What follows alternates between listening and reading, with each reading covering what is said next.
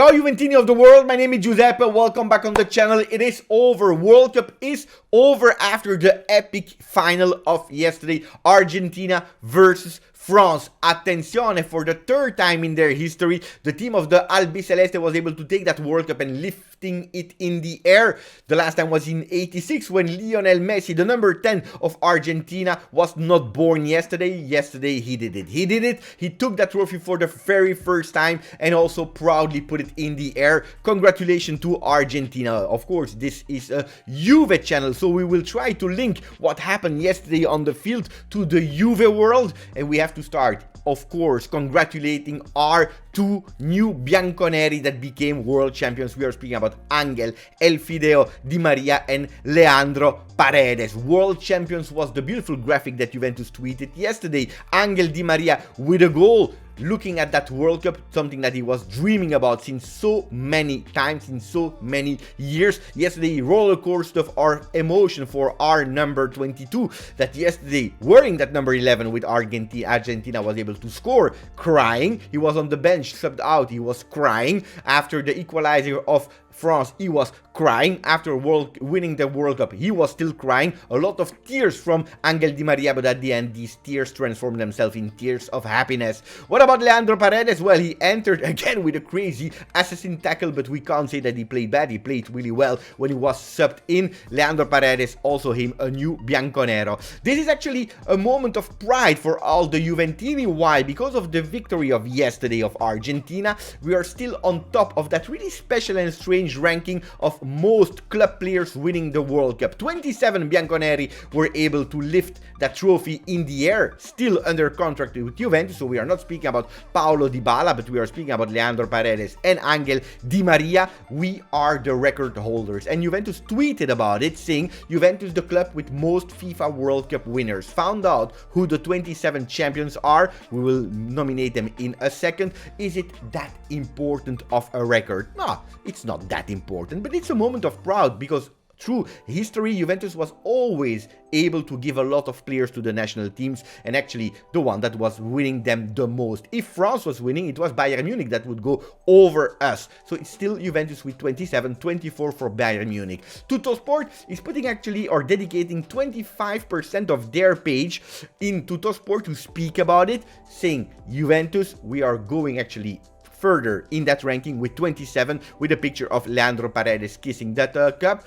Then are the other papers speaking about it? Yes, Gazzetta dello Sport is speaking about it. I know you are not able to see it because it's really teeny. 7% of their page dedicated to that record on page 23.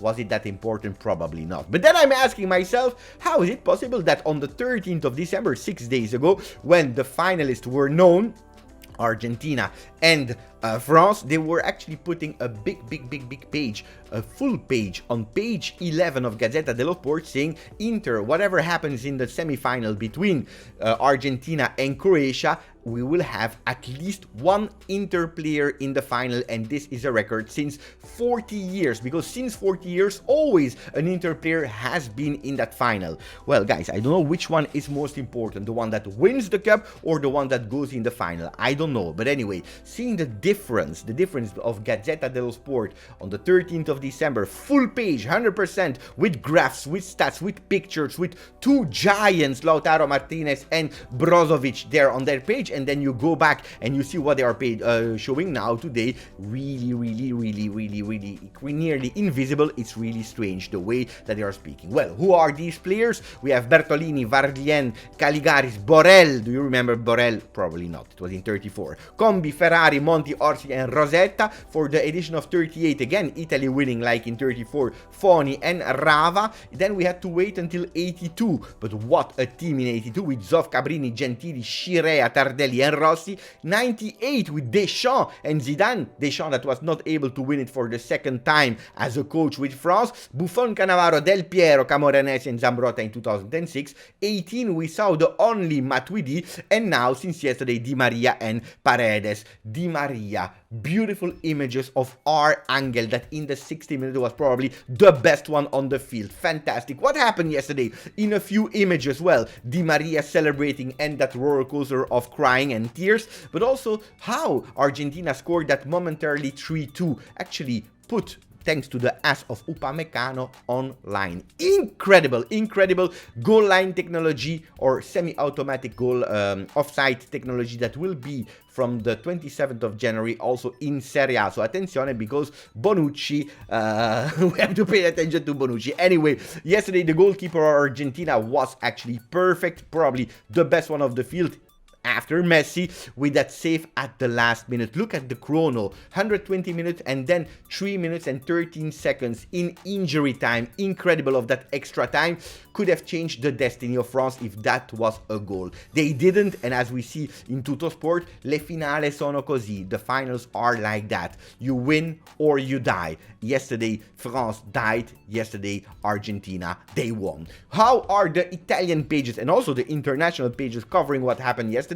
I want to go through a lot of pages. Well, Corriere dello Sport with Maradona, Doha, the city where the final was played in Qatar, with a big picture of Lionel Messi. I don't understand it. Well, I understand it. We know it, that Corriere dello Sport is taking actually care of the South Italian teams, Roma, Lazio, that are in the middle, but also especially Napoli. Well, Maradona, Napoli, that was the last one in 86 that was able to win it for Albiceleste. Maradona. It's a bit a shame that they don't put actually more Messi on the foreground, but Maradona. Yesterday, the people of Napoli, the fans of Napoli, yesterday were celebrating as if they won the World Cup. Really strange if we know that they had 0 players representing Napoli in the Argentinian team. Anyway, it is what it is. Gazzetta dello Sport, they are a mix between being rational but also praising Maradona, with Messi, il piede di Dio, Messi, the foot of God. Do you remember in 86, the hand of God of Maradona?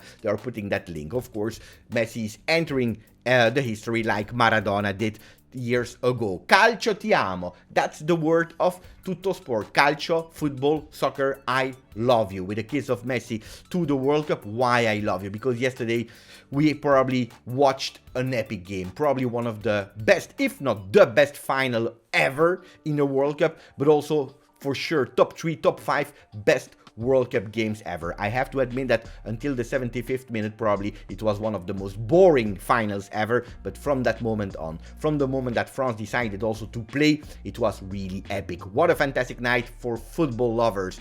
But we also saw some controversial moments, like the goalkeeper that was fantastic in all tournament. Yesterday he decided to be going totally crazy, not only in the locker room with a minute of silence for Mbappe while they were dancing and celebrating. I don't know why you're thinking about the losers, think about yourself. But also yesterday when he won the best goalkeeper award, he was taking and doing a really strange gesture. Why? My question is why? I don't understand it. Yesterday in Qatar, I have to say that another picture was ruined, one that could have been viral and epic and one of the best pictures of the world, as is showing it, en el cielo, in the sky, with Messi with that World Cup in one hand.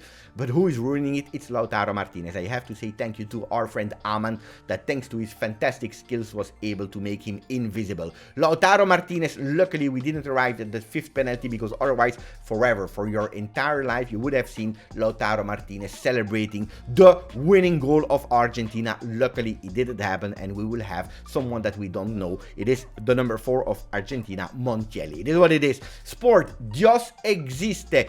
The God is existing. This is in sport. Then we see a Portuguese paper, A Bola, that is not speaking about Cristiano Ronaldo. They're speaking about Messi that became immortal. He was already, now even more. But they're also praising Enzo Fernandez, that is playing with Benfica, that is the best young player of the World Cup. I have to say, I agree with that. The GOAT, that's Messi. And the final, they are actually speaking in the English papers, Mirror Sport, about the GOAT.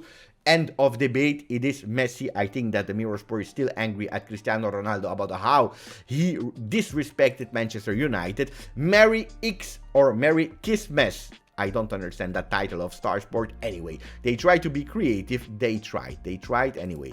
We continue with Messi, el mejor de la historia. What a beautiful page of Mundo Deportivo with Messi, the best of history. Yes or no? Let me know in the comments. We continue with the other ones. The end of today's video. L'équipe, French paper, La Tête Haute. heads up. We know that when we read these kind of things, head up, la testa alta, la tête haute, that means that you are a loser. A loser. Mbappe yesterday, because he lost, even if he did an incredible second half and extra time with a fantastic hat-trick. Mbappe, loser with France, yes, but is he really a loser? Absolutely not. All-time scorers, Miroslav Klose with 16 goals, he's already there at 12. One less than Lionel Messi. We don't see Cristiano Ronaldo in that ranking. He only played 2 World Cups. The guy can become the best all-time scorer of a World Cup edition. He's only 24. Incredible. Mbappe, for now, is crying. He lost yesterday, even if he already won that World Cup. But attention, if yesterday the era of the debate who's the GOAT between Messi and Ronaldo finished, we opened a new one with Mbappe. Will he become in a few years the GOAT over Maradona, over Messi, over Pelé? History will tell. Thank you for following the channel. Grazie, forza, Juve.